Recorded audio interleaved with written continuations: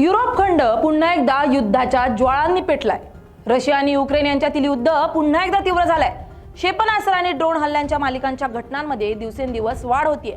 या युद्धाचे परिणाम केवळ रणांगणापुरते मर्यादित नाहीत, तर जागतिक बाजारपेठांवर त्याचे तात्काळ पडसाद उमटलेत। नुकतंच अमेरिका आणि इस्रायलने मिळून इराणवर मोठा हल्ला केला। या हल्ल्यानं खळबळ उडाली आहे। गेल्या अनेक दिवसांपासून युद्धाचं हे सत्र असंच सुरू आहे। युद्धाची ही नवी लाट किती दूरवर परिणाम करेल याबाबत जागतिक समुदायात चिंतेचं वातावरण आहे। रशिया युक्रेन संघर्ष पुन्हा तीव्र। रशिया युक्रेन युद्धाचा भडका पुन्हा उडाला। 2014 मध्ये रशियानं क्रिमिया प्रदेशाचा ताबा घेतल्यानंतर रशिया युक्रेन या दोन्ही देशांमध्ये तणाव वाढला। पूर्व युक्रेनमधील डोनबास भागात रशिया प्रेमी गट आणि युक्रेनियन सैन्यामध्ये संघर्ष सुरू होता। 2015 ते 2021 हा तणाव कायम राहिला। मिन्स्क करार झाले, पण लढाया पूर्णपणे थांबल्या नाहीत।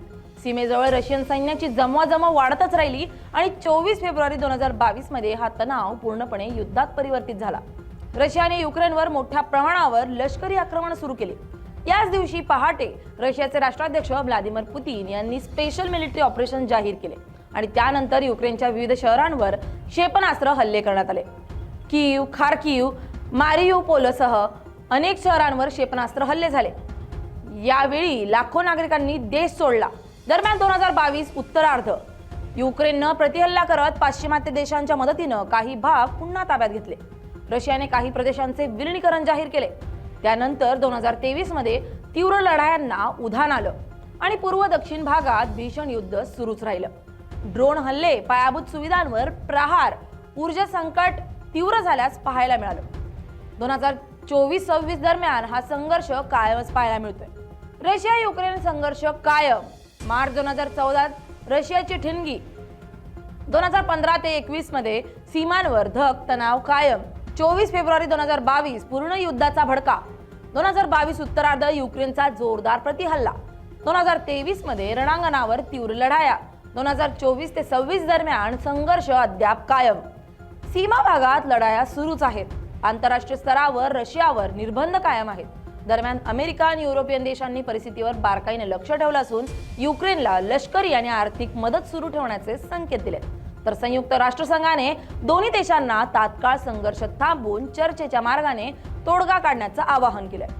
पूर्व आणि दक्षिण युक्रेनमध्ये तीव्र चकामकी सुरू आहेत। दोन्ही बाजूंनी ड्रोन आणि लांब पल्ल्याच्या क्षेपणास्त्रांचा वापर वाढलाय। काही भागात तात्पुरती आघाडी बदलली असली तर निर्णायक विजय कुणालाही मिळालेला नाही। वीज प्रकल्प, तेल साठे आणि लष्करी तळ यांना लक्ष्य केलं जात आहे। परिणामी अनेक शहरात वीज पुरवठा खंडित होण्याच्या घटना घडल्यात। नागरिकांना बंकरमध्ये आश्रय घ्यावा लागत असल्याचं चित्र दिसतंय। गेल्या काही दिवसात राजधानी कीवसह काही शहरांमध्ये स्फोटांचे आवाज ऐकू आल्याचं वृत्त आहे। रात्रीच्या काळोखात आकाशात चमकणारी क्षेपणास्त्र आणि धुराचे प्रचंड लोट या संघर्षाची भीषणता दर्शवत आहेत। युक्रेनच्या लष्कराने हवाई संरक्षण यंत्रणा सक्रिय करत अनेक क्षेपणास्त्रे हवेतच पाडल्याचा दावा केलाय। मात्र काही भागात पायाभूत सुविधांचे नुकसान झालं असून वीज पुरवठा खंडित झाल्याच्या घटना नोंदवण्यात आल्यात। नागरिकांना सुरक्षित ठिकाणी हलवण्याचं काम सुरू आहे। या संघर्षाचा परिणाम केवळ या दोन देशांपुरता मर्यादित नाही। कच्च्या तेलाच्या किमती, अन्नधान्य पुरवठा आणि जागतिक बाजारपेठांवर त्याचे पडसाद उमटतात। या युद्धाचे परिणाम जागतिक पातळीवरही जाणवत आहेत। कच्च्या तेलाच्या किमतीत चढ उतार, अन्नधान्य पुरवठ्यात अडथळे आणि आर्थिक अस्थिरता यामुळे अनेक देश चिंतेत आहेत। या संघर्षामुळे दोन्ही बाजूंना मानवी आणि आर्थिक फटका बसतोय। युद्धाचा जागतिक परिणाम, कच्च्या तेलाच्या किमतीत चढ उतार, अन्नधान्य पुरवठ्यावर परिणाम, युरोपमध्ये सुरक्षा संकट, जागतिक अर्थव्यवस्थेवर दबाव, रशियावर कडक आंतरराष्ट्रीय आर्थिक निर्बंध। युद्ध दीर्घकाळ चालल्यानं युक्रेनमधील अर्थव्यवस्थेवर मोठा ताण आलाय, तर रशियावर आंतरराष्ट्रीय निर्बंधाचा दबाव कायम आहे। रणगाडे, तोफखाना आणि ड्रोनच्या साहाय्यानं कारवाया सुरू असून परिस्थिती अत्यंत तणावपूर्ण बनली आहे। या नव्या हल्ल्यांमुळे आधीच उद्ध्वस्त झालेल्या शहरांमध्ये भीतीचं वातावरण पसरलंय। या युद्धाचे परिणाम केवळ रणांगणापुरते मर्यादित नाहीत, जागतिक बाजारपेठांवर त्याचे तात्काळ पडसाद उमटलेत। कच्च्या तेलाच्या किमतीत चढ उतार दिसत असून अन्नधान्याच्या पुरवठ्यावरही परिणाम होण्याची शक्यता व्यक्त केली जाते। युरोपियन देशांनी युक्रेनला मदत सुरू ठेवण्याचे संकेत दिलेत, तर रशियावर नव्या निर्बंधाचा विचार केला जातोय। संयुक्त राष्ट्रसंघ आणि इतर आंतरराष्ट्रीय संघटनांनी दोन्ही देशांना तात्काळ शस्त्रसंधीचं आवाहन केलंय। मात्र प्रत्यक्षात रणभूमीवरील हालचाली पाहता संघर्ष आणखी तीव्र होण्याची भीती व्यक्त केली जाते। सध्या परिस्थिती तणावपूर्ण असून पुढील काही दिवस अत्यंत महत्त्वाचे ठरणार आहेत। आंतरराष्ट्रीय समुदायाच्या मध्यस्थीने शांततेचा मार्ग निघेल का याकडे जगाचं लक्ष लागलं। Bureau report LS Marathi.